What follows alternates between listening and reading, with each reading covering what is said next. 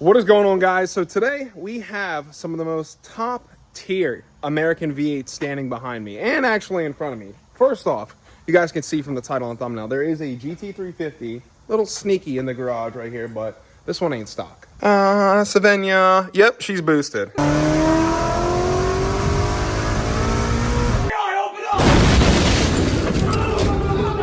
She is boosted, and that's the owner. Shelby GT350, that is one of the American V8s. And I've never got to drive an actual C6 ZR1. And I have to say this, the only Corvette I've ever owned was a brand new C8 Corvette.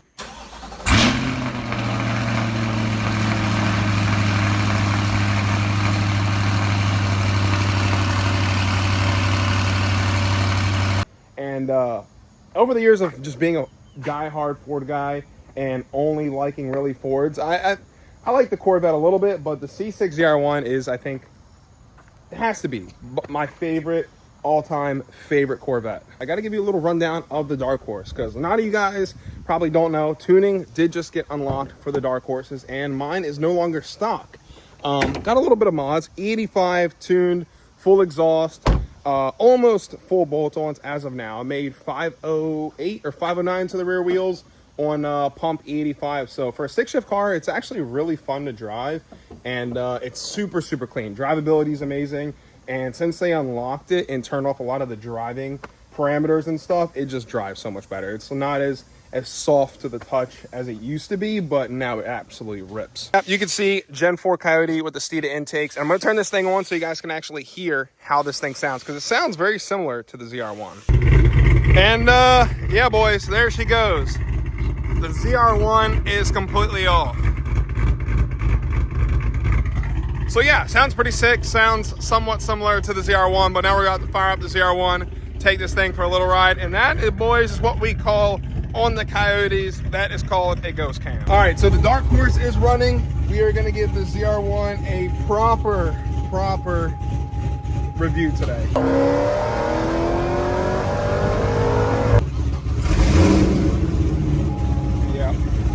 ZR1 it is, 2009. Let's see how she sounds. I might have to turn mine off, might be chopping too much.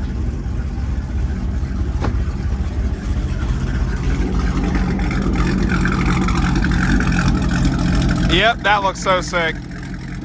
The yellow on this car actually goes crazy, but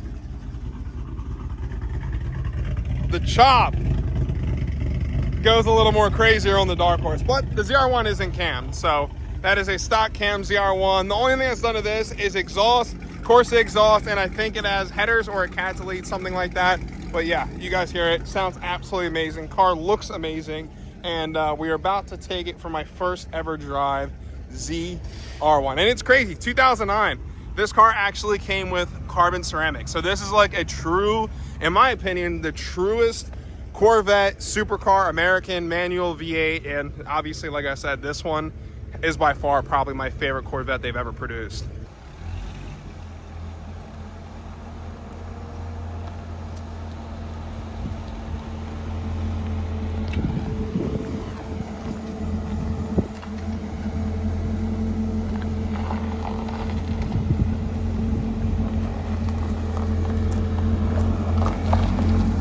You need a ride? Yeah, I'll take a ride.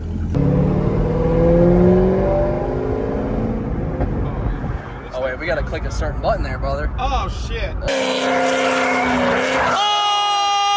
Oh, there we go.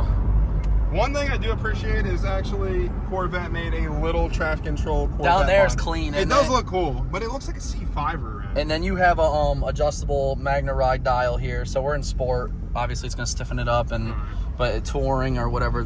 Tour. I was actually just blown away seeing heads-up display on a 2011 car. In 2009, they had it too. Yeah, in 09. That's why I kept saying 09. 09. Yeah, that's the first year. That's the first year. So. And nothing changed between 09 and 13, from my understanding, car-wise. I don't think they did. That's actually a pretty long run of a production like ZR1 that's the same body style. You think? 9, 10, 11, 12, 13. Yeah, because like even Shelby GT500, 2011 and 12 were 5.4s. Yeah. And then in 13, 14 was only 2 years with the 5.8. That is true. So, I mean, that's pretty long run for the same ZR1. If you think about it. If you want my opinion, I think they should have had it probably about 10 years. Because I think no kidding. By far one of the best Corvettes ever made. And I'm not going to lie, I did love my C8 when I got it. It was such a nice car and it was cool. Like, I liked the tech and everything about it. But I don't know, after having a manual and getting a manual Mustang that I actually truly like, it's definitely a different experience. But this car feels good. All right, so you're going to go slow around this turn, and then you're going to put it back in second. Or rev match it to second, get it to about 3,500 RPM in second, right on the brisk of like ripping, and then step on it. So go ahead.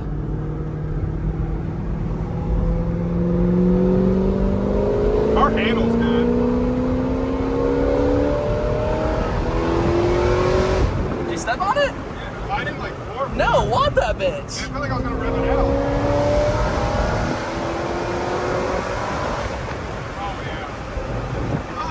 We are flying. Brother. We just took that exit out. All right, careful. There's a cutout right here. Slow down.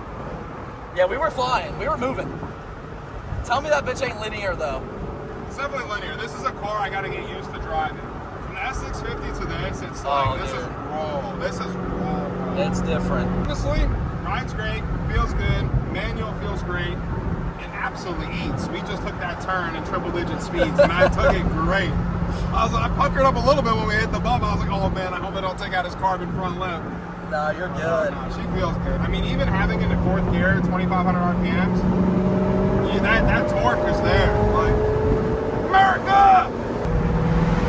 You can definitely feel like this thing is just even in 4th, just like quarter throttle, not even. Yeah, it's torquey. 2011 Corvette. This is definitely pretty crazy because the only reason I really wanted to drive the Corvette is because if I ever build a drift car in the future, thought about stepping out of the Ford realm a little bit, maybe getting a different platform. And C6 has been on the bucket list my whole life. I had a C8, never got to own a C7, but if I could own a C6, something more raw, and the market's out there for drifting and stuff for this. The market for the C6 would be perfect right now for me to get one for a drifting platform. So that's the real reason I was like, you know what, let me drive a C6. And my first ever one is a ZR1, so it's perfect. I love it. Actually feels great. And yeah, I really don't even know what else to say about the ZR1. I mean, it's got heads-up display for a 2009 car. It's got a G-mometer. Like, I just never thought that this car actually had that much tech. I really, truly didn't. Keep her live. Yeah, all right, boys. So I'm going to let Derek drive because I'm not going to lie. I'm scared as hell to drive this car. You're good right here. Stop right petrified. Here. It is a ZR1. I'm blessed enough to just be able to drive it a little bit, but I don't feel comfortable enough to keep, like, ripping on it. So right, Derek's going to show me how to drive a ZR1 properly. Shit, I don't know about that.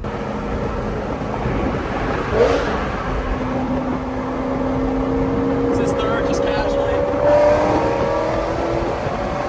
That's honestly probably just because how light it is and the gear ratio is perfect. That's stock. That is stock. That's not even pulley and tune. Pulley and tune, you'll pick up like 80 wheel. Like this. That's nuts, bro. This car is actually dangerous for a stock car. They really overbuilt. It's like the Terminator Cobras in 0304. They just overbuilt shit back then. They were 12 beers deep building cars. Like, fuck it, we want something nasty. Fully forged motor. Those were men building cars. Like, think about the guy that built this car. He's like, you know what? In 2009, he was like, let's take a light Corvette. The lightest one we've ever made. We'll throw a 6.2 in there because it's better for boost. And we'll throw a blower and put it in a fucking Vette. Like, send it. That's got 220 on the dash all day long. They were on some shit back then. Oh, yeah. The new ones now are nuts, but the technology has just come such a long way. I still like this one better, though, than the new one. It's just raw, dude. We were talking about that today, about it, like, if we got a ZR1 or a GTD, like, the ZR1's great for performance, and it's obviously half the cost, but it just looks like another C8. It really does, like, with a wing and stuff, so it's not really... To us, I mean, to me, I was saying it's not desirable. Like, it's great performance-wise, but like when you see the C6 ZR1, you know it's a ZR1. Like when you see a C7 ZR1, you know it's a ZR1. Big wing. Yeah, it's like everything was so much different. Now the C8 is just like obviously there is some stuff different, but 90% of people are going to be like, look at it, and be like, oh, it looks like a Z06 or a regular C8. I think the ZR1 they should have changed a lot. Yeah, I don't think it's enough. And I mean, it's a cool car at the end of the day. It's great performance-wise. It's fast. It's crazy fast. But when you see the GTD, it actually looks like something totally different. Not even from this world, Mustang related, but it still keeps that like Mustang touch with the interior. Did you turn traction control off again? Turn it on. Oh. It has another advanced track off too. It's got 2 settings. Yeah. I don't play around much with it. Like, I don't play around with keeping it off much. Now they say on that, I saw one episode of the ZR1, they're like, oh wait, hold on boys. We're screaming.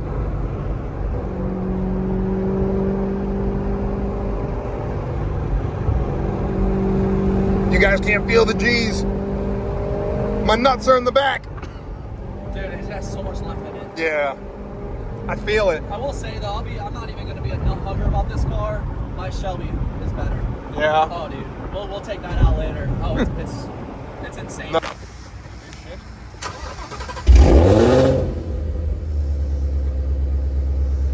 Alright, you see it on the steering wheel, bottom right? Click up to sport. It's the mode button. You got a mode button right there. There you go.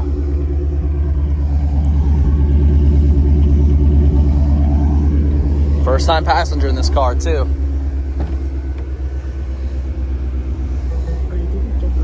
You can say. Oh, and OK's on the left side of the wheel. I know, why is it different? I was spamming this, I'm like... All right, I am actually very curious because the Whipple's gonna catch him by surprise. When you hit 4K. Nah, I'm good. Shoo! This thing got a Whipple Whipple or something? Shelby. I got a Does. Whipple? It's got a Schwipple. We're gonna roll into it a little bit right here. Give it So 30. get it up to RPM.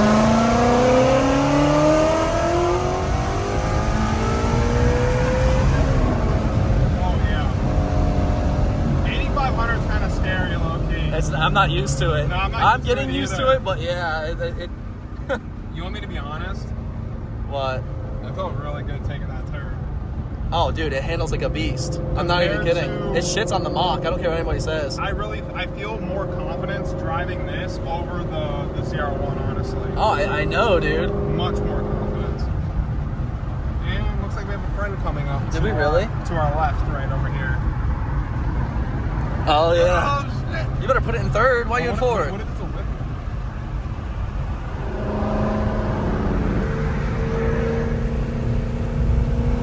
Nice little grabber blue.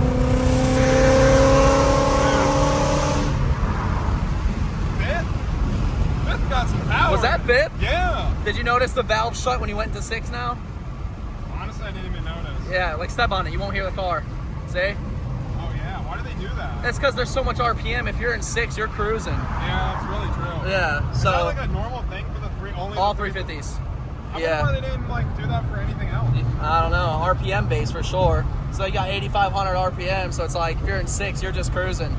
Yeah, I mean, honestly, I want to say fifth in the ZR1 kind of feels like fifth in the GT350, realistically. Yeah, it's similar, the gearing It's and very, yeah. yeah. 'Cause, I mean, what can fifth go to redline in the 350? Oh. Mile an hour.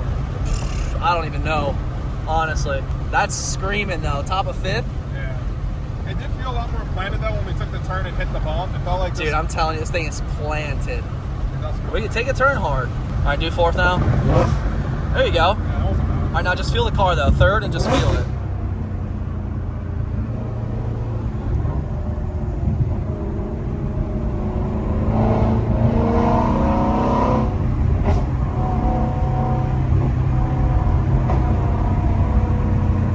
Yeah, that actually did feel good. There's so much more left in it. I could have took that Dude, straight. and you know what's crazy? Uh. That's what a radial. That's what Nitto up front too. Yeah. That's not even a good tire.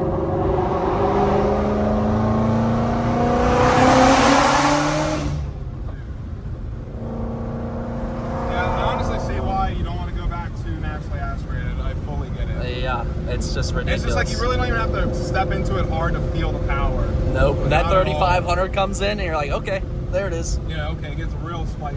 Yeah. Yeah, All right. 350 is an awesome car, it really is. So you got to get the Shelby. So put it in 3rd. Put it in 3rd. Slow down. Put it in 3rd. Tack it at 4th and 4K. So yeah, like, all right. So get on the gas. Like, get on it, but don't smack it yet. All right, smack it.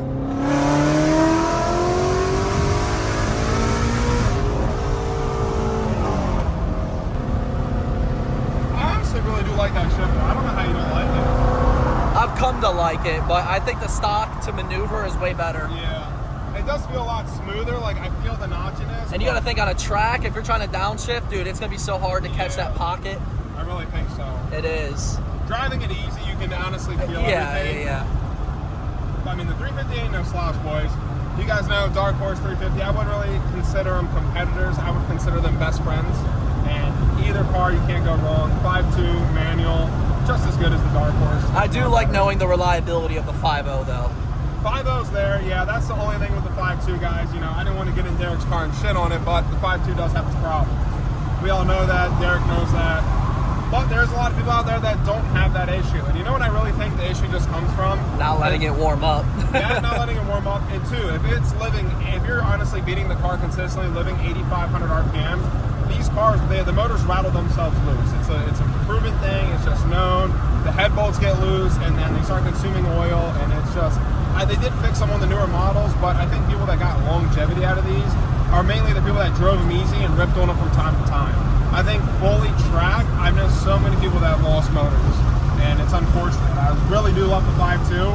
I wish Ford would honestly just make a bigger version of the Coyote. Make a like 6-liter Coyote or a 7-liter Coyote. That would be insane. You got the power there. You got the cubic engine. Well, I don't think this opportunity is going to come much in my lifetime of one of your best friends letting you drive their ZR1. And I don't know how much longer Derek is going to own the ZR1. It is a badass car and definitely a beautiful car. And it's like a once in a lifetime opportunity. Really, not everyone gets to drive a C6 or even ride in a C6. And let alone that I got to drive a ZR1. Hands down, one of the best American performance cars, and especially so ahead of its time. It's a car I would like to drive more and definitely get used to. It's always nerve-wracking driving someone else's car for one, and definitely trying to rip on it and beat on it. But I mean, can't go wrong with the C6, and especially driving a ZR1 for my first time. You guys got to drop a like on today's video, hit that subscribe button. Let me know what you guys think. ZR1, Dark Horse, GT350. So tap in for next video.